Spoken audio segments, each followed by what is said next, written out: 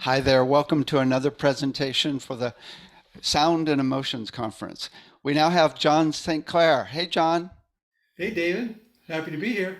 Welcome, welcome. Thanks. John St. Clair has been a performing musician for over 55 years and has done sound design for theater and feature films and performed hundreds of sound meditations. He has multiple degrees in music and is accomplished in all musical styles. He's taught instrumental music for over 15 years for all stringed instruments. He has studied with many internationally recognized scientists and spiritual teachers and has been trained and certified in a long list of complementary healing modalities. He's completing his master's degree at the California Institute of Human Science, doing research on sound and crystals. He teaches classes and workshops on sound healing, crystals, and consciousness, and regularly presents his research at scientific conferences. John has been in a private practice for the last 15 years and has assisted hundreds of clients to overcome obstacles, connect with the essence of their being, and embody a sense of lasting, deep inner peace. As a side effect, they often look 10 years younger, and persistent, uncomfortable physical conditions often change significantly or disappear entirely. What have you Okay. been up to? Well, right now I'm working on a new research project to uh, to better understand the effects of the gong. As you saw in the meditation, I have a 80-inch gong, 84 really, but who's counting? And um, the the study is to examine cortisol levels and immunoglobulin A levels, which are associated with upper respiratory tract immunity, to measure salivary biomarkers for stress and immunity and correlate that with self-reported states of change in depression, anxiety, and stress and pain. Excellent. Yeah, it's looking good. So you have some ideas as to why gongs work? Ha! Well, I've got some thoughts. Are you going to talk about in your presentation? I don't want to steal your thunder here. yeah, yeah, I have a few ideas, and I'm pretty much this. I just finished writing my master's thesis. This is really a presentation based on that thesis. Now, there's some. I'm just going through it in the last couple of days. They're like, oh, this is too sciencey for some of this crowd. I have to like cut out some things, but or to try and phrase it in a way that everybody can get it, right? And I'm hoping that I'm able to do that today. Yeah, cool. So, When I think of gongs, I think of multiple frequencies, multiple inharmonic frequencies that aren't mathematical multiples, which makes them even more chaotic, and noise. So you got all this multiple things going on that are actually quite chaotic, and that's why it's so good for breaking up stuck energy. well, I don't really like the word noise. Well, noise is just it's just an incomplete frequency. Technically, in science, I was a physics major, so when Yeah. you look, noise is defined by an incomplete frequency where you don't have an entire waveform. That's the definition. Okay, but otherwise, it's got a bad connotation. But yeah, but that's what it's noise is just like white or pink or any one Yeah. of the colored. It's chaotic vibrations is really Right. all Right. it is. Well, actually, um, I'm going to speak to that quite a bit because it's about the gong is a non-linear instrument, and that non-linearity of how it responds is maybe one of the most profound effects that it causes. Hmm. Um, Now, there was a study, a PhD dissertation at Sophia University just recently, where someone listened. They had a bunch of people listen to a 50-inch gong. Um, well, one of my friends who's a scientist said, "Oh, that's phony baloney, right? Because when you're standing 2 inches from this 80-inch gong, it's moving your clothes and the hairs on your arm and the vibrations are just penetrating right into your cells and So that's kind of what I'm going to talk about. Is how does that work? What does it do? Cool. Just so you know, what I think your leg is hitting your Oh, table, so you're bouncing around a little bit. So cool. Okay. Cool. So tell us about your presentation. What's the overview? well, it's great to be here at the 11th annual conference. And can you believe it's 11? I know. I know. I know. Well, we had more hair back then. Right, right, right, right, right. Um, Different color too. yeah, I think so. Um, well, anyway, I wanted to touch on a few things that have resonated in my practice and that have really pointed towards some profound implications. Meditation is frequently prescribed to reduce stress, and it's been actually shown to reduce cortisol and improve IgA, which is the two things I'm measuring. But people often have difficulty meditating. It's a new thing, and it requires unfamiliar, subjective mental action. Right? You have to quiet your mind. Don't think about anything. Don't have thoughts. Allow your thoughts to flow through. Focus on your breath. Focus on a mantra. Focus on your third eye. Don't do anything. And and so no matter what, when you're meditating, you have to do something. Even if you're meditating, you have to sit to do. But the difference is that the gong does it to you. And regardless of the different forms of meditation, you get the same kind of rejuvenating meditative state achieved without any action required, right? You don't do anything, the gong does it to you. This is why we love sound healing, is because we're lazy. Right? It's like not only do you have to not do anything, it's like unbelievably feels great and it's beautiful and you're healed. It's like Yeah, goodness gracious. Imagine like a doctor saying, "Oh, just take this. You're gonna really love it when you take yeah, it." Right? yeah, yeah, yeah. I don't see doctors too often. My brother's a doctor though, but I don't recall any ever really saying that. But Right. I do have a little interesting factoid here is that, excuse me, a year-long assessment, let me read it here. A year-long assessment by the U.S. Office of Technology Assessment has found by controlled clinical trials that only 10 to 20% of all procedures used in medical practice have shown to be beneficial. Kind of low. Yeah. So, One of our people on our board actually got a printout from the pharmaceutical companies, and it showed what percentage effectiveness for all the different issues. oh And yeah, average was around 20 to 30% total. right, right.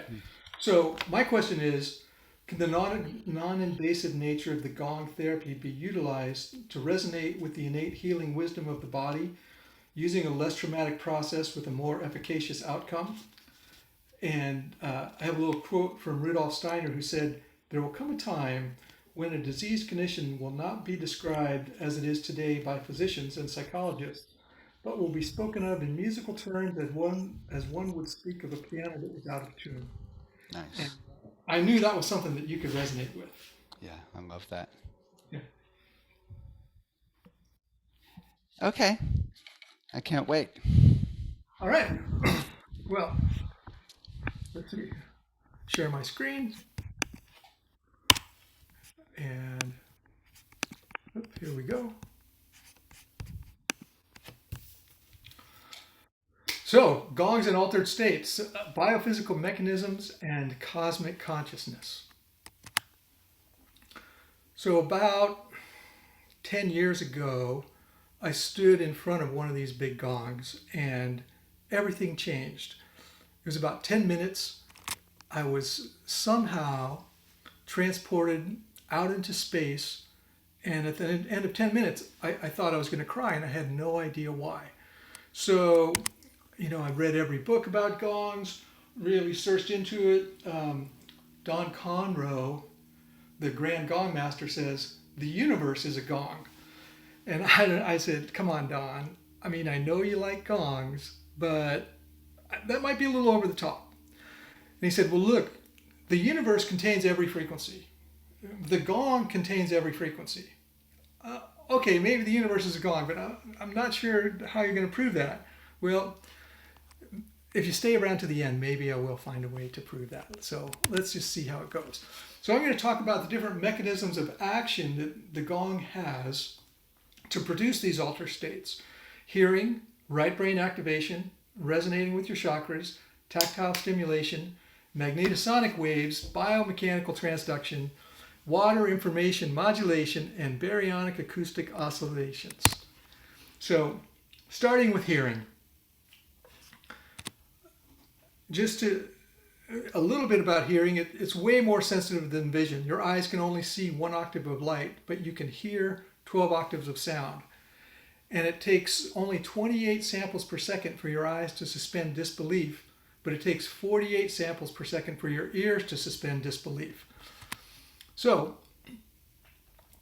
here's a little map showing the range of hearing, what we can hear, and the sounds that are produced.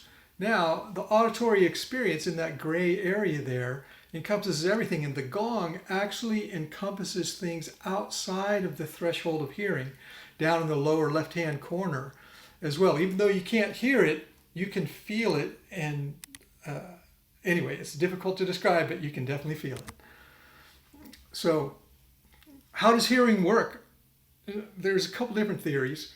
I'm just going to talk about 2, well, maybe 3.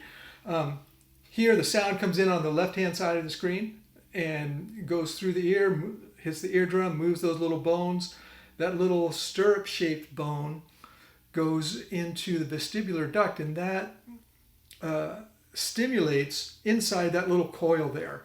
And the basilar membrane has different areas that resonate at different frequencies. And so when, say, 300 hertz comes in, you just have that little arrow in the middle there that represents something like that. It stimulates that part of that membrane that resonates at 300 hertz, and that's how you hear the sound. So this is called the resonance theory of hearing, where sounds from the environment are a spectral representative form extracted by the inner ear. The inner ear serves as a tuned resonator. Oops, how'd that happen? Sorry, the inner ear serves as a tuned resonator that passes the spectral representation to the brainstem and then the auditory cortex via the auditory nerve. So the basilar membrane of the ear resonates with the sound at a corresponding characteristic frequency. So if it's 300 hertz, the membrane has that characteristic frequency and it moves, and that's how you feel it. And that's how you sense it. But characteristic frequencies are difficult to determine below 120 hertz. So you can see in this little graph right here, in between 100 and 200, right around there, all those lines start to drop off, and this theory no longer works. You don't have, your basilar membrane can't resonate with those lower frequencies. And so there's the frequency theory of hearing, that the human nervous system operates in the acoustic range. So individual nerve fibers, including your auditory nerve, can only fire at a range between 300 to 500 times a second. So this is in the acoustic range. And groups of nerves can only fire up to 5,000 cycles per second.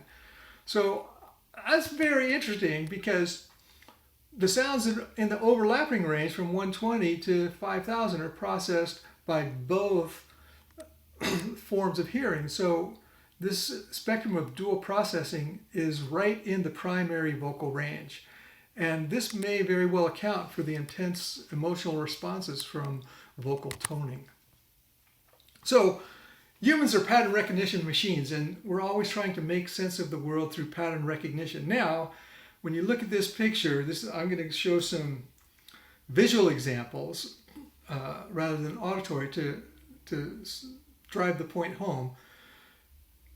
No one I've ever met has looked at this picture and told me, oh yeah, that's a picture of 8 red circles with 3 intersecting white lines.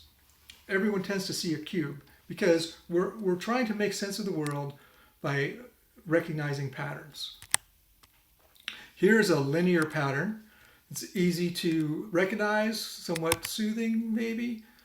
This is a non-linear pattern. And that non-linear pattern, no matter how long you look at it, you look for a pattern and you look for a pattern, and it kind of moves your eye around and moves your mind around. And so gongs produce nonlinear sounds which don't follow a regular harmonic pattern. And because the gong doesn't follow these patterns, at some point the mind stops looking for a pattern and it just lets go. And I've had a woman that she described herself as being admittedly very stressed. And she stood by the gong for 5 minutes and she said, "That was the first time in my life I have never had any thoughts in my mind." And I'll talk more about that in a little while here. So, but there you go. Problem solved. You just needed to restart. So now we'll talk about right brain activation. Kind of goes along with hearing because the tonal quality has been shown to change psychological states because tonal processing over here in the right brain is separate from language processing on the left brain. And so the right brain activity is associated with intuition and nonlinear consciousness. There's that word, nonlinear, again. And developing this mental state leads to parasympathetic response and physical healing.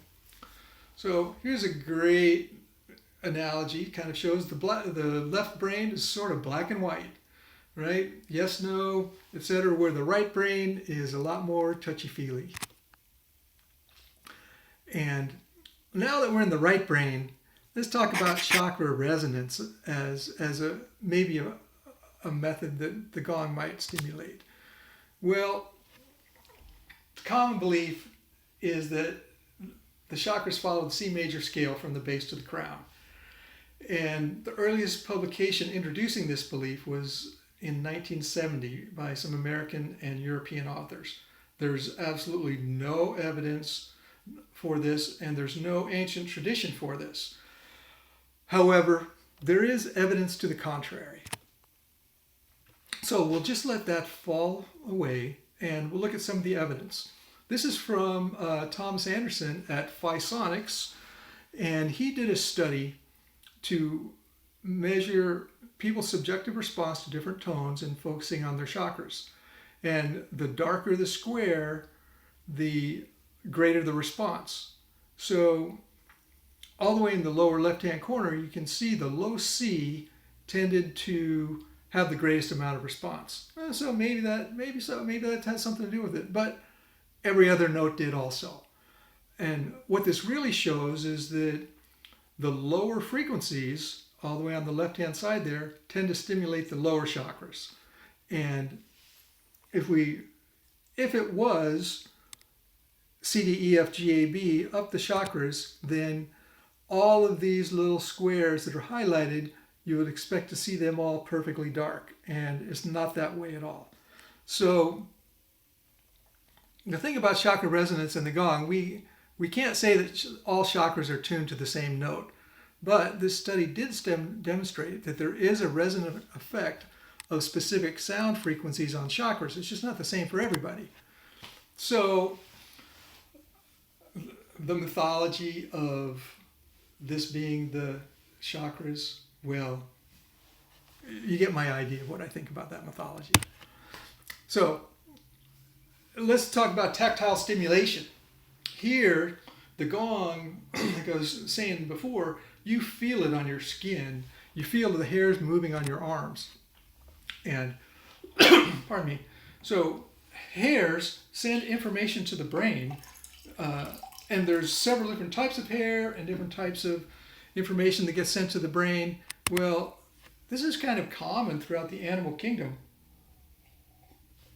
of antennas. And there's a story about Native Americans who were expert trackers, and they joined the military in World War II, and they had to cut off all their hair, and their hair was the antenna that helped them to track better. And when they cut it all off, they lost that power. Well, people debate if your hair is really an antenna or not. For the people that are uncertain about that, I encourage them to consider this, because if that doesn't look like an antenna, I don't know what does. And I can't say for sure if long hair is an antenna, but, well, I do have my own ideas about things. So in addition to the hairs, there's also 3 different touch receptor cells, and each of these different touch receptor cells gets tired at a different rate. That's why the acoustic beds, the sound moves around. because the cells get tired and they stop responding. They habituate to the sound. And so by moving the sound around, the cells never get tired. They get stimulated and rest and get stimulated. And then, excuse me, this creates a parasympathetic response. So tactile stimulation throughout the entire body activates the peripheral nervous system. You get really connected, and combined with headphones and the acoustic stimulations, this can really induce a parasympathetic response. So the difference between sympathetic and parasympathetic is sympathetic is fight or flight, parasympathetic is rest and digest. This is when you rest and restore your body through parasympathetic response. So, oops, got a little too far there. What happened? Here we go again. So, magnetosonic waves. This is very interesting. It's really a cosmological effect, but the thing about magnetosonic waves, let me just look at my notes here, is that I just have to ask the question, is can the influence of the gong on the magnetosonic compression and rarefaction of the magnetic field of the heart impact that field and modulate how the field imprints information onto the iron in the hemoglobin of red blood cells?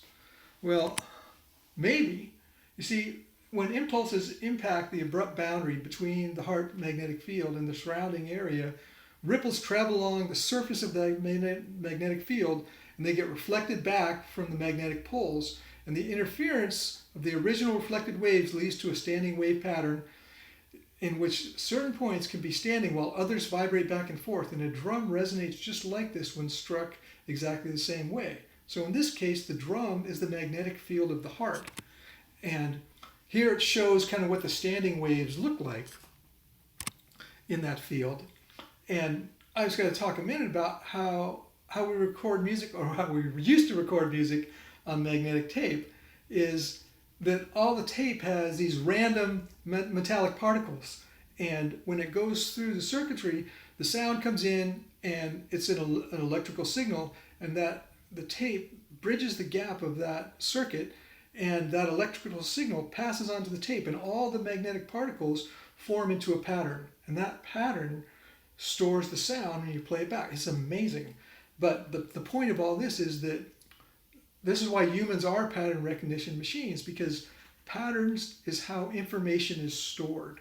And so that's why I wonder, can the modulations of the heart's magnetic field imprint information on the iron of the red blood cells similar to how information is stored on magnetic tape? I have spoken to some other scientists about this. They think it's a very interesting idea. And if there's any physicists out there listening to this would like to contact me, I'd love to talk to you about it.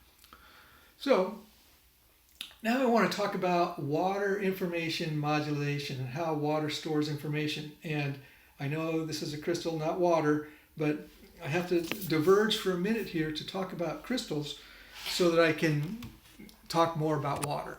And so I did a study on the different methods of deleting information in crystals. Now you can go online and there's 20 different ways to clear a crystal, but there's absolutely zero evidence for any of those ways. So I studied with Marcel Vogel, who is an IBM scientist who invented liquid crystal displays and magnetic disk storage. And I kind of continued on some of his work here. And what I've done, I took a gas discharge visualization device here and measured before and after storing information in the crystals. And with the device, it passed a voltage through and it made a little movie. And then use specialized software to analyze the area, intensity, and entropy of that light. And the data was graphed and compared as highly statistically significant. The top line is the natural state. So I recorded this 2 times for each pass. So you see the 2 top lines are in the crystal in its natural state. And the 2 bottom lines right underneath that jaggedy one is after information was stored in the crystal. And when you look at the bottom graph is the same as the top graph. It's just presented in a different way, so you can see the highly statistically significant difference between the 2. So if you want to know how to store information in crystals, send me a note. I'll send you that protocol. But The point was the study demonstrated that information could be stored and erased in quartz crystals. And when it was stored in the crystals, there was a decrease in the intensity, a decrease in the area, and a decrease in the entropy of light. Now, entropy means everything moving towards randomness. So it's actually more organized. So, and this, I think, points to how the information is stored. And my theory is that quartz crystals are hexagonal rings. And my theory is electrons flow around this ring of the hexagonal atomic lattice, and this creates a magnetic field. And that magnetic field stores information and creates the observed effects, just like the orientation of the magnetic particles on the tape. The orientation of the magnetic fields within the crystal stores the information. Well, this is most likely a reasonable theory since ring currents exist at the atomic, molecular, planetary, stellar, galactic levels. Ring currents scale throughout the entire cosmos. So here's a graphic representation of a couple ring currents. And I have to ask is, could the orientation of the magnetic fields of these currents store information in the same fashion as the magnetic particles on tape? Well, now to the water part, because the structure of quartz crystals and the structure of water is exactly the same. They are hexagonal rings, and all the water in every living cell is structured into hexagonal rings, and this is how life can operate is through that structured water. And the rings stack on top of each other in layers, and one layer, they're not just right on top, they're like if this is a hexagonal ring and this is one, they're not right on top, they're kind of scooched over a little bit so that they form bonds with the rings below. And that's what that tetrahedral shape looks like. And quartz crystals are tetrahedral. That's why you see, let's see if I have one here. Well, here's a little one. Hold it up. This crystal is this shape because that is the shape of the actual atoms at the very smallest level, and it's reflected all the way out. This is what makes it a crystal. So here is a micrograph of water that is structured, and you can see all the hexagons there. And everyone knows snowflakes are always excited because this is the representation at the atomic level being distributed out into the form to create this shape. So now that we're talking about water, let me talk about Luc Montagnier, who won the Nobel Prize for discovering the AIDS virus. He later studied the properties of structured water in relationship to DNA. And this is, I think, fascinating and really important because he took a DNA sample and diluted it 10 to 1. In between each dilution, he spun it in a vortex for 15 seconds. And this structures the water. Water is structured by movement, by spinning, by movement, by sound, and by infrared light. That's why infrared saunas are good. So after many dilutions, not even one molecule of the original sample was present. However, he could measure an electromagnetic signal in the water. So he transmitted this signal from his laboratory in Paris to a university in Italy, and then they played that signal into ordinary water for an hour. And Luc refers to this signal as music, which I think that's kind of interesting. It's like DNA as music. And the water shielded from all other frequencies while listening to the music.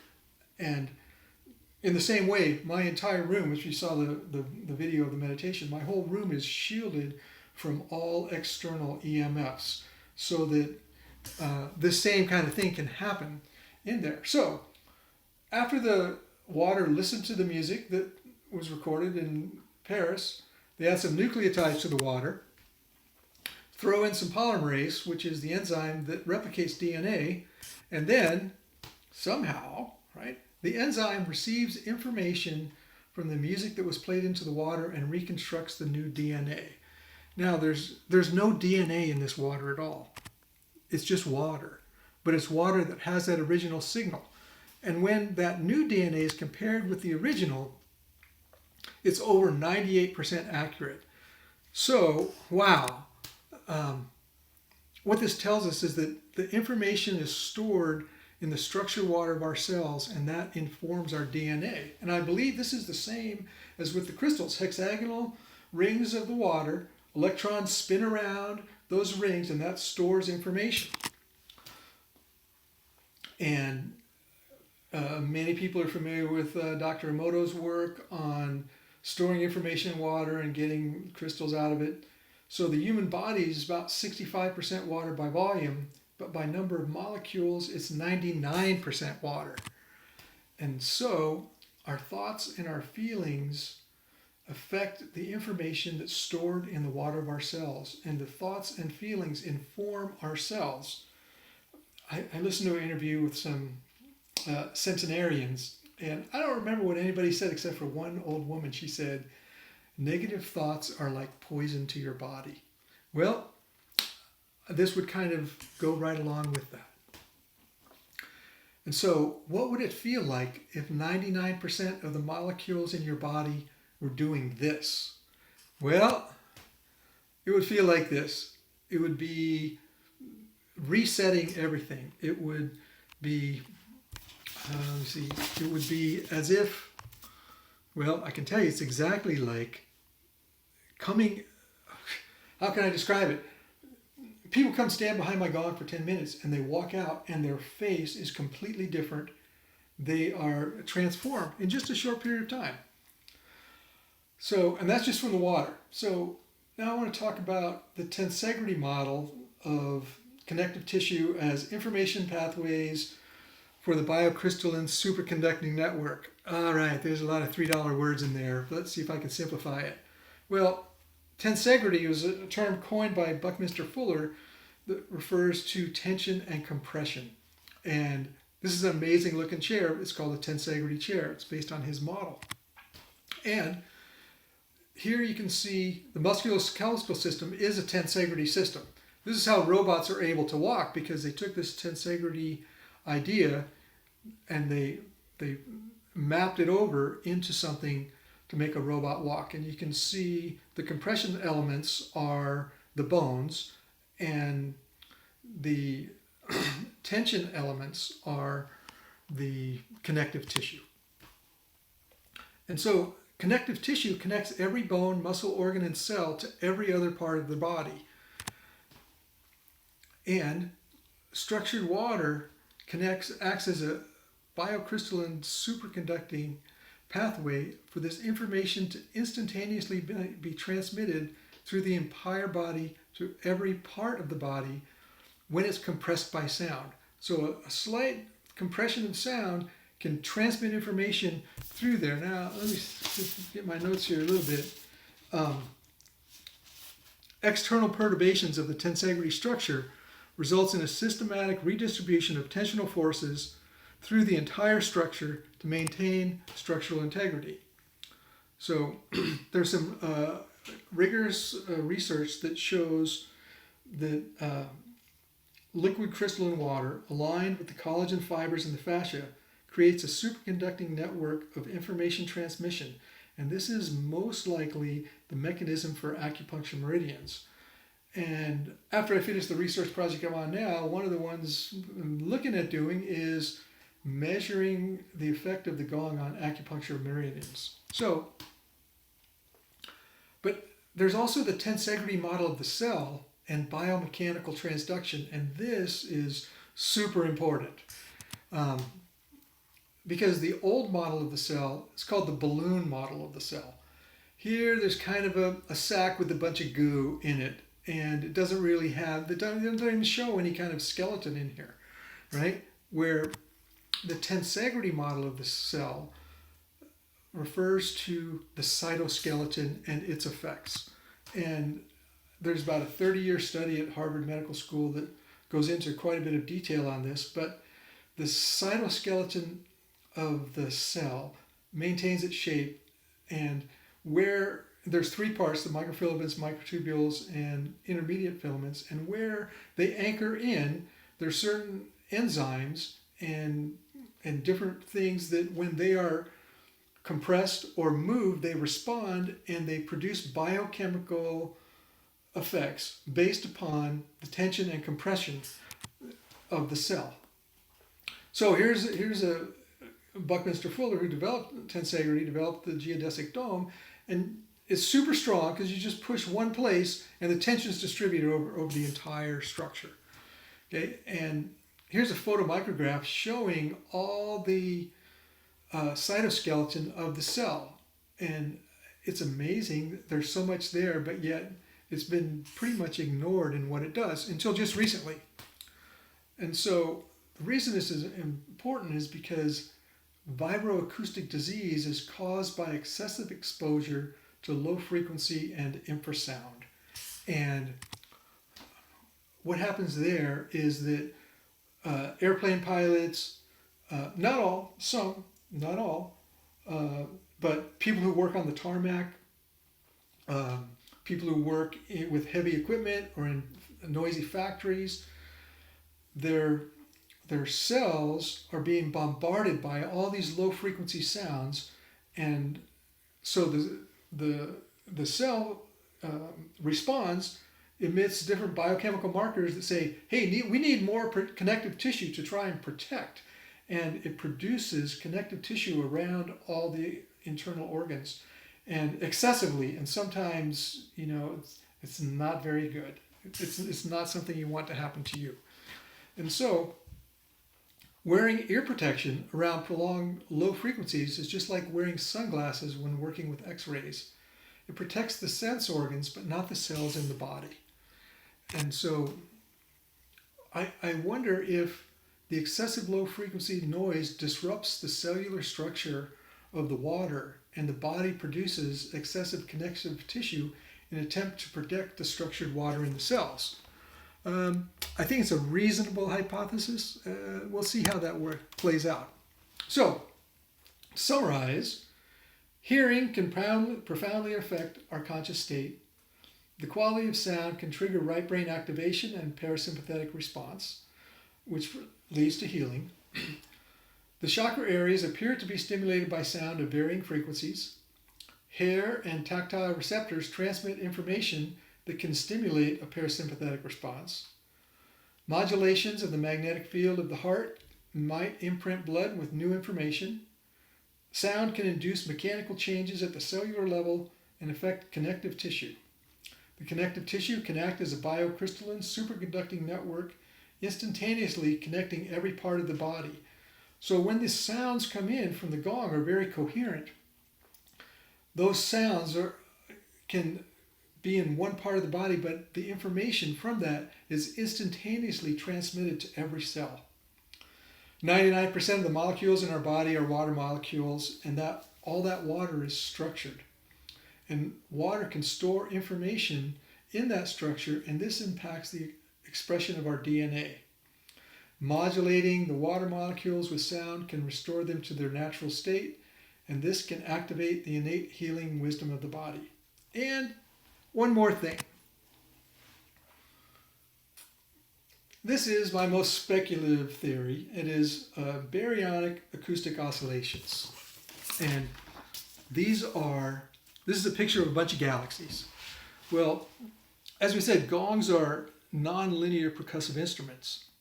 And if we can go back a little ways before all those galaxies, I'm not saying there was a Big Bang. Maybe there was, maybe there wasn't. But if there was, the people who believe there was have done a lot of math. And, you know, the sound of a gong, it's a nonlinear instrument, can be described in mathematical detail in a set of nonlinear coupled differential equations that govern the dynamics of the oscillating equations, whereas the coefficients are directly connected to the geometry and elastic properties of the vibrating object. That's the gong. But these are the exact same properties, are the description of what governs the baryonic acoustic oscillations. And baryonic acoustic oscillations are 400,000 years after the Big Bang. Sound waves, matter separated from light, and it created a pattern of galaxies in the cosmos, and this is a reflection of the sound produced from that baryonic acoustic oscillation. So here's a map of that sound, some microwave background radiation, or is it a sonogram of the birth of the universe when light and matter separated? Well, it makes me wonder, was the sound of matter and light letting go of each other the same as the sound of a gong? Does this sound cause us to let go of our thoughts and return to the feeling of the true nature of our being in the cosmos? Well, maybe Don was right after all. Maybe the universe is a gong. And everything is a fractal vibration reverberating from this baryonic acoustic oscillation. And I wonder... I got a question. Yeah. Who played the gong? Yeah. So we are the gong because we are fractal holographic representations of that sound. We are the gong. We are the fractal harmonics of it. And so I wonder, is the altered state created by the gong actually our natural state, connecting us with the oneness of everything? And most people, the most common experience when people stand behind the gong is, I was out in space. I was in the cosmos. I was out and it's a sense of deep inner peace at the same time. So, that's my show. I want to invite people to come down and see me. I'm in San Diego County. It's pretty darn fun. And I'm teaching a few workshops this year. If you'd like to attend one of my workshops, I think all the information is there at Globe. And this is a little bit about what we're doing. So there you go. So what would your experience be as to how all of this affects emotions? Well, the parasympathetic response is probably the answer to that. Mm-hmm. Go ahead and So, stop sharing your screen there. oh, okay, sure.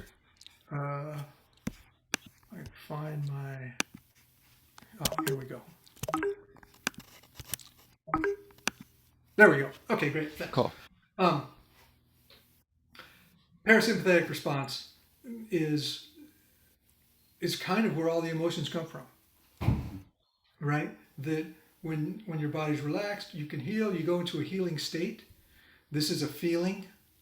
Everything is a feeling. All of your nervous system is just sensing all different kind of vibrations, and then you just make up something in your head and call it real, and we say, well, I have a feeling about that. And it's an internal representation. We can't know the external world. It's impossible. It's impossible to know the external world. All we can know is that we sense all these vibrations, and then we create an internal representation of what we believe is happening outside of us. Pretty much we're wrong about everything.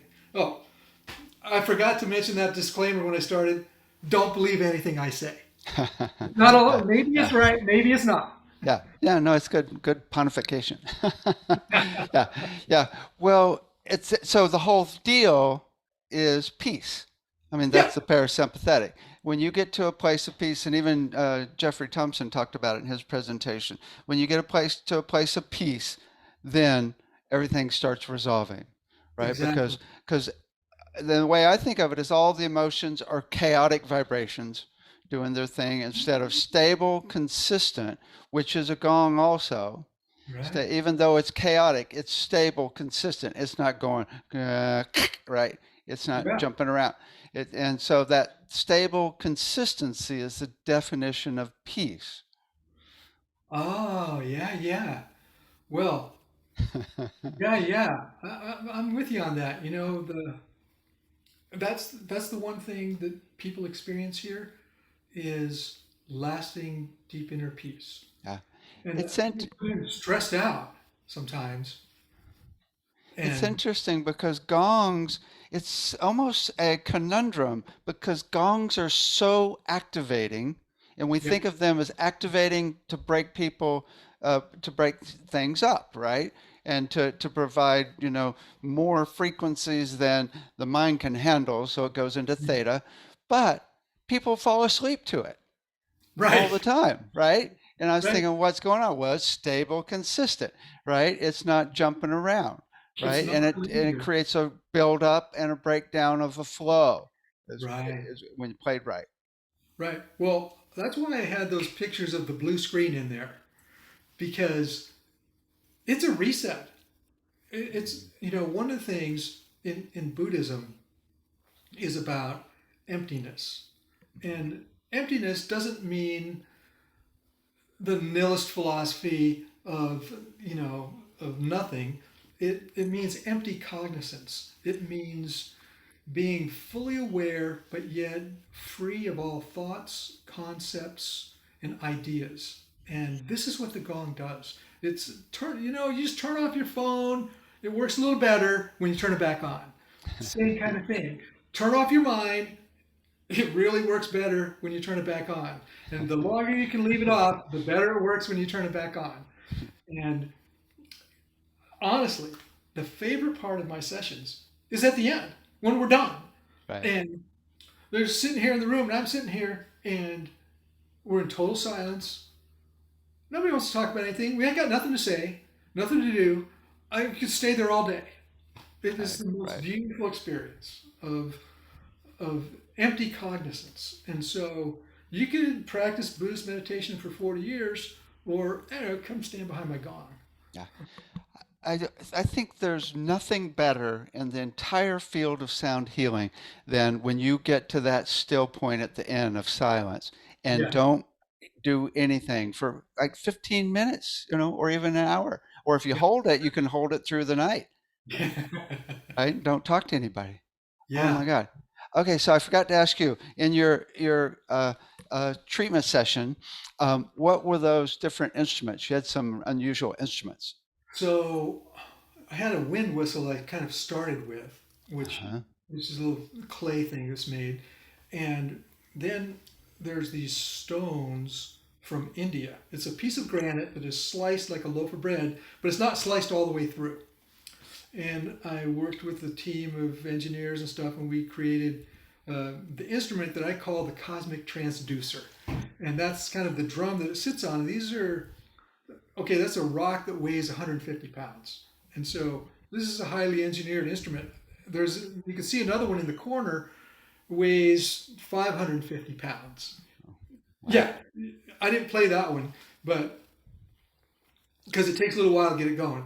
But I kind of like the smaller one better, honestly.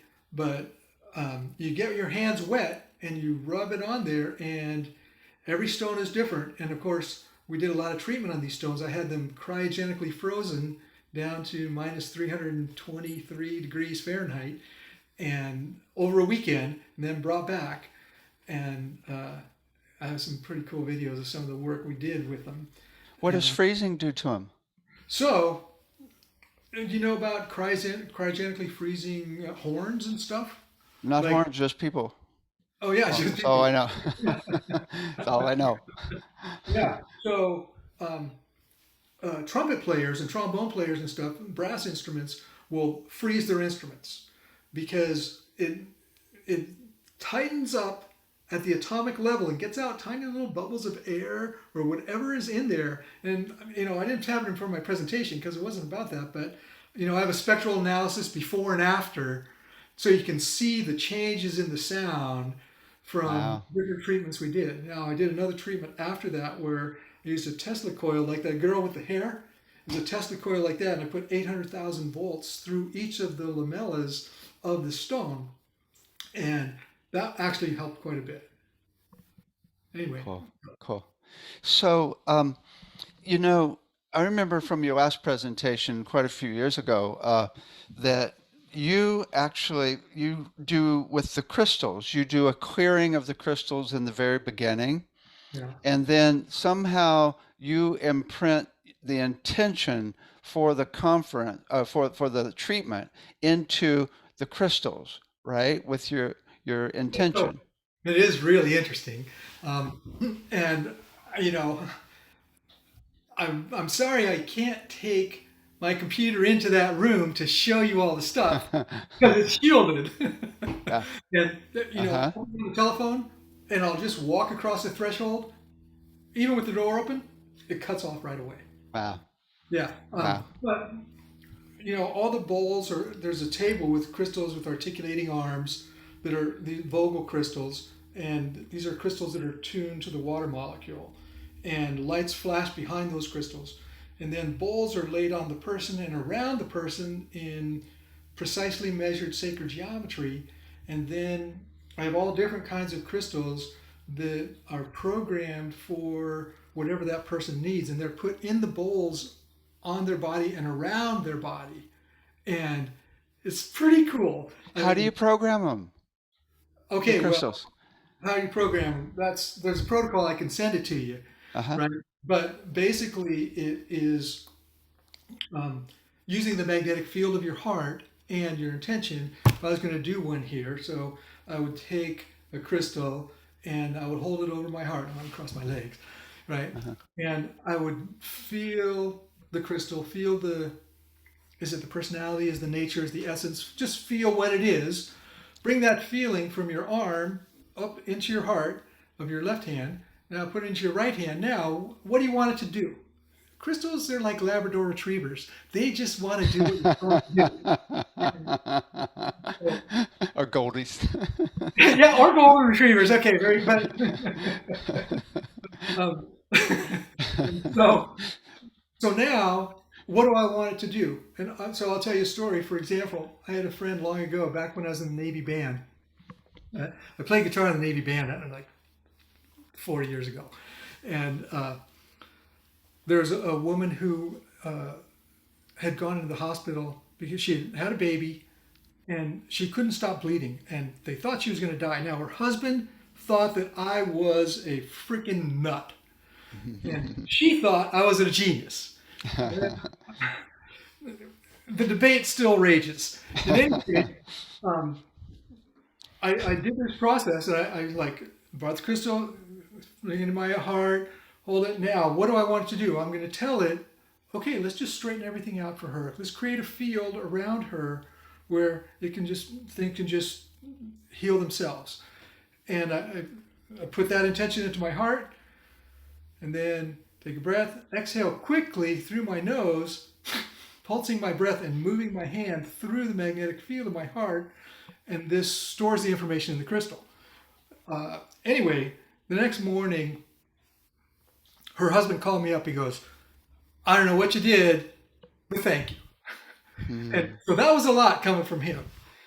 You know, I had something similar where I came home late at night after a gig. It's like 2 o'clock in the morning or 3 o'clock.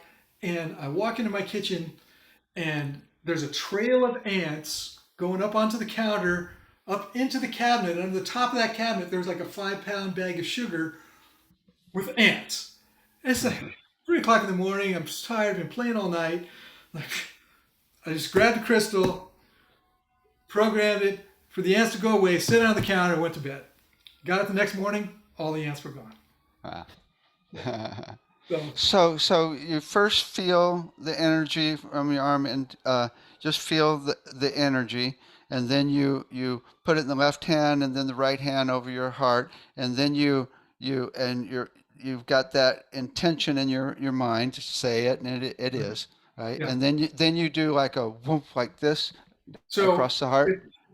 it's like hitting a hammer, hitting a nail with a Uh-huh. hammer. Uh-huh. So you're moving it through the heart, and at the same time you're pulsing your breath through your nose Oh, right. like that, because that causes this other electrical discharge. Okay. And this is something I learned from Marcel 30, 40 years ago. And you know, Wow. I've adapted it since then, including the magnetic field of your heart. It amplifies the power. Uh-huh. of the program. And Very cool. Oh my God, you could totally, if you have any emotion going on, you could totally transform that in a second with that. I oh, mean, I'll tell because you what, emotions are the easiest to well, not always, not always, unless they're really deep. people are laying on the table, and I'll say, okay, so I'm just going to put this crystal right up here above your head. Which way feels better, this way or that way? And they go, oh yeah, the first way. I'm like, okay, now I know if when you got here I told you you're going to be able to tell me which way a rock is facing 12 inches above your head, you think I was nut, but you can feel it. And often before I even start the session, I'm just getting things laid out for the person. They will just drift off and go, oh my Mm. God, it feels so amazing. Mm. So, Wow. Wow. It's really interesting. It's a kind of proof as to how chaotic the electromagnetic fields are around us all the time and how much they affect us. And by simply clearing out, having a room that doesn't allow any other electromagnetism in and have very specific energies yes, set in that room. I yes, mean, yes. this is the way every living room, every house should be. I mean, from now on. Well, at least every bedroom. At least every bedroom. So that when you sleep, you are free from that external uh, input constantly bombarding you. Yeah, it's a big help. Wow. I don't think I have one in here, but I use a bulk tape eraser to erase the Hmm. crystals. After every session, after everything, they get erased. Wow. And so when I first moved into this room, um, my friend is erasing all the bowls while I'm getting things arranged, and he's erasing all my Tibetan bowls.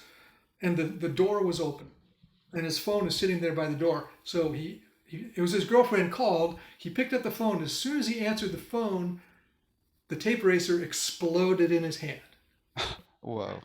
because the phone is bouncing all around inside the room. He can't get out, and Mm. so no phones in the room. Wow. Yeah, I don't let Wow. anybody. I make sure. I mean, you can come in, and if you want to take pictures, just turn everything on airplane, right? Uh-huh. It's pretty Wow. cool, man. Yeah, man, come Wow. down. Yeah. It'd be Yeah. fun. I really like to check it out. Yeah. Sounds incredible what you've done, all the different pieces you pulled together, and you're still on the path, and that's just really Oh, beautiful. but man, it's just getting better every day. And We you are know, so blessed, aren't we? yeah. I just want to say one. I just want to plug my friend Marshall Leifert's book here, called Cosmometry.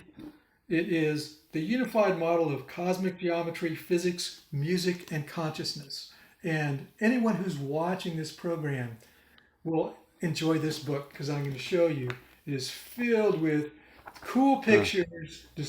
And how do you have a picture of music or a picture of consciousness? Well, it all fits together, and he's done an amazing job. When I saw him, I said, Marshall, thank you for writing this book. So now I didn't have to write it. Cool, cool. Well, really interesting, really intriguing, and thank you so much for your work. I Oh mean, yeah, you're so welcome. Thank you for having me. And next year, I'll be able to present the results of my study. hmm So in the study, there's three phases. Somebody stands behind the big gong, and then somebody stands with headphones on and listens to the sound, but you don't play it because hmm we want to demonstrate the difference in response of physiological response on your salivary biomarkers between listening to something and between feeling the vibrations. hmm hmm Second phase is somebody stands behind the gong, somebody lays down in a zero gravity chair in front of the gong because 20 minutes, people sometimes will go, oh my God, it was so hard to stand up. So I got a little chair for them to sit on. They go, I don't know, man, just to balance in that chair is too much. Uh-huh. But Uh-huh. I do like the vibrations going like right into your body. So Nice. we'll see which posture makes. And then the third phase is whichever one of those is most effective. Then we're going to do a study 10 sessions over 5 weeks, come in twice a week, and see what the long term effects are. Cool. Cool. So, Excellent. anyway, Excellent. David, great to see you. Thanks so much. Yeah. Thank you. I'm Right. going to play the closing video now. Thanks. All right. Okay.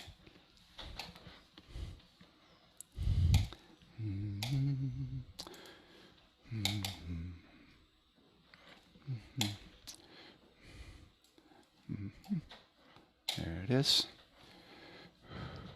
And now.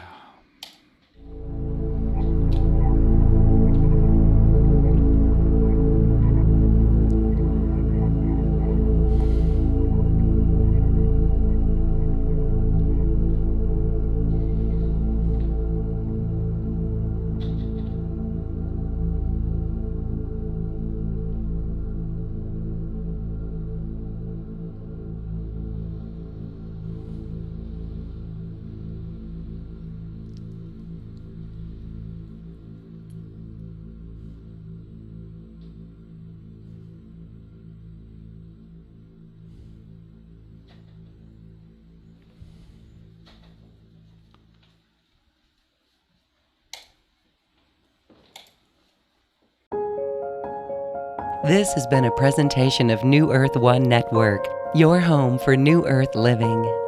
Visit newearth1.com.